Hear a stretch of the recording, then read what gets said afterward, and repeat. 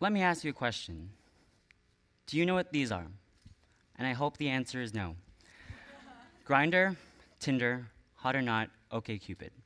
And no, they are not apps that help you locate the nearest coffee shop or burger joint, but they are, although, free applications that allow you to find a sexual partner within your mile or location.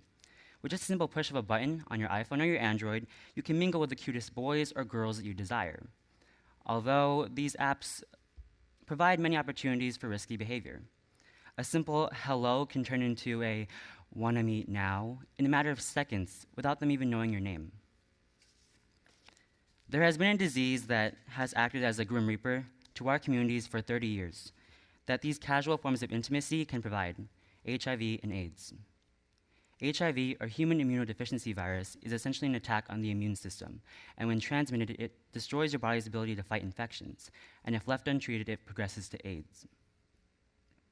While it is no secret that HIV/AIDS has directly affected the gay community of San Francisco and the world in the 80s, it is by no means just a gay people problem. Since the first initial outbreak, over 200,000 heterosexual men and women have died from this disease, just going to show that HIV knows no sexual preference. There was an increase in HIV/AIDS within the gay community during the early years of the outbreak, yes, but it is 2016 and it is very well established that both heterosexual and homosexual, sexually active men and women are being affected. Yet our new generation seems to be holding this false sense of security. People are beginning to believe that HIV is no longer a problem. One, either it's because they're uneducated, or two, it's because they feel secure knowing that there's a treatment offered for people who are HIV positive. It's different, because unlike in the 80s when HIV was diagnosed, it was pretty much a death sentence. Today, apps like Tinder and Grindr cheapen and simplify sexuality, making it easier to obtain sex and putting people at higher risks. I know these apps are common for people of my age. We are the new generation after all. We feel the need to tweet when we're hungry, we post Instagram pictures of every meal that we eat, and we feel the need to take Snapchat stories of our entire concert instead of actually enjoying the moment. Our generation lives off of technology, and these applications are just a single tap away from being downloaded onto our phones that are a part of our daily lives. People with HIV are on Tinder, and I'm willing to bet that it's not displayed in their bio.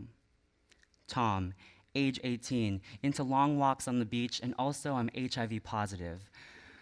Unlikely that will give you a match. Although what's really scary is that there are people in this world who don't know that they have HIV, since it takes a while for symptoms to actually show up. 11% of Californians who live with HIV actually don't know that they have it, which is why getting tested is so important. This way, you don't put others at harm, and you don't get yourself at any risks. Last summer, a friend of mine found out that his partner was HIV positive. And this was a detail his partner failed to tell him. And after my friend found out his partner was HIV positive, he had to wait 3 months to be tested. And now these 3 months became 3 months of depression, anxiety, and fear. Fear that he was purposely affected with HIV from someone he thought loved him. And he felt worthless, and his body was used. And he put up a wall believing that he could no longer trust anyone around him. And he was scared. He'd have nightmares, keeping him up late at night, directly affecting his studies. And he didn't know much about the community that he was being at risk of becoming a part of. And that made me realize that our youth is so uneducated about this topic. And that's why I wanted to become an advocate. 16 years old, just beginning my junior year in high school, I didn't know of much in the world, where I wanted to go to college, what I wanted to have for breakfast the next morning. But what I did know for sure was that this was the community that needed me. They needed an advocate for the youth who actually was a youth, who could understand the problems that they go through because I've experienced them myself.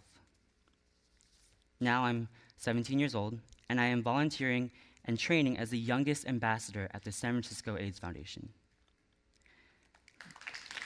Thank you. Now, this foundation is amazing. It provides treatment, testing, and counseling services for people of this community. Experiences like these have exposed me to many different people and stories, all making it very real to me that this disease has affected so many people. I have seen the faces of people who have lost loved ones to this disease. I have witnessed tears during moments of silence during pre-volunteering event prayers, and I have felt their pain. A world like this needs to be prevented. So the next time you feel the need to go to the App Store to fill that sexual void that you have in your life, go outside and take a breath of fresh air. Be safe and don't put yourself at risk. Live a healthy, clean lifestyle and don't give HIV and AIDS a way into your life through the outlet of risky behaviors. Educate yourself about the risk before you put someone at risk or before someone puts you at risk. So before you go online and you try to find a boy nearest you to hook up, or you spend an hour swiping left and right on a Tinder profile, how about we take a breath, open up a book, and maybe have a good old game of checkers instead?